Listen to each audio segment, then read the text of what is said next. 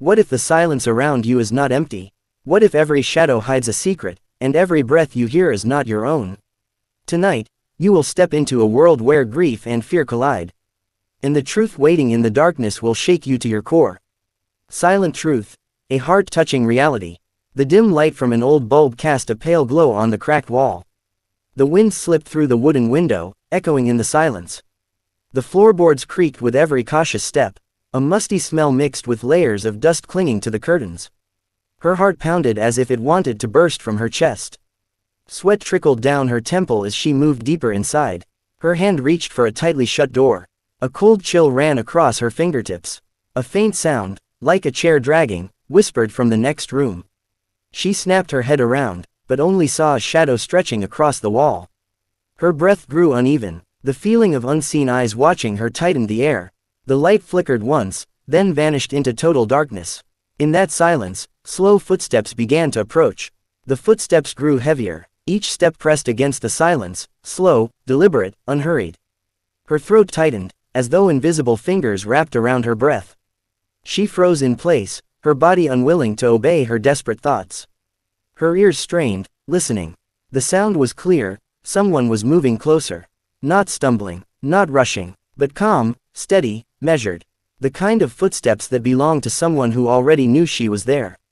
Her hand trembled as it brushed the wooden door again. She pushed it gently, but the door would not move. It felt as if something on the other side was holding it shut. The room around her seemed smaller now, as if the walls had shifted closer. The air thickened, heavy with something unseen. She forced herself to turn her head, to look toward the sound. Darkness stared back, a shape flickered, something darker than the shadows themselves. Her pulse hammered, echoing in her ears louder than the footsteps. For a moment, she thought she saw an outline. Tall, still, watching. Her lips parted, but no sound came out. The silence felt alive, breathing with her, mocking her. The footsteps stopped. Everything became unbearably still. Her chest rose and fell, each breath shallow and uneven. She dared not move, afraid even the sound of air leaving her lungs would be too loud. And then, a whisper, faint, broken, yet sharp enough to cut through the silence. It came from behind her. Her body stiffened, every hair on her skin rising. The whisper brushed her ear like cold smoke, but she could not understand the words. She spun around, eyes wide, but there was no one. The cracked wall glared back at her, lifeless. Her mind screamed to run, yet her feet clung to the floor. The bulb above her flickered again, just once, and in that brief flash she saw something. A face, not fully formed, but pale, with hollow eyes staring through her. It vanished the moment darkness returned.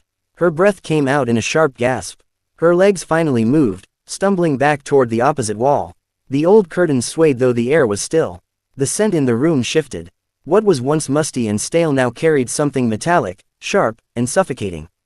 Blood. Her stomach lurched. She pressed her back against the wall, desperate for something solid to keep her from collapsing. The footsteps returned, closer than before, now circling her. But she saw nothing, only the sound, relentless, surrounding her. Her eyes darted to every corner, searching, but the darkness gave no answers. She whispered to herself, barely audible, as if speaking would keep her sane. "Someone is here." The words trembled from her lips. And then, as though in reply, the whisper came again. This time clearer, this time unmistakable. Her own name. She bit down on her tongue, stopping herself from screaming. Her name repeated, slower, stretched out, as if savoring each syllable. It was not a voice she recognized. It was deeper, heavier, carrying an emptiness that clawed at her chest. The bulb above her flickered once more. Her shadow stretched across the wall, but it was not alone. Another shadow stood beside hers, closer than she wanted to believe. Her knees weakened, trembling under the weight of fear. She pressed her hand against her mouth, fighting the urge to cry out. The shadow beside hers moved. It tilted its head, mimicking her every motion, but delayed, just enough to make it wrong. Her eyes stung with tears. The light buzzed, threatening to die completely. She knew when it did, the shadow would no longer remain on the wall. It would be real. Her hands fumbled at her pocket, searching for anything, a phone, a key, something to ground her. Her fingers touched cold metal.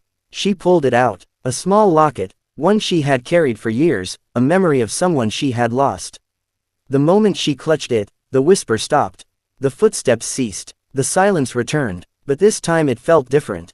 It was not empty. It was waiting. She raised her head slowly, realizing she was no longer alone in the room.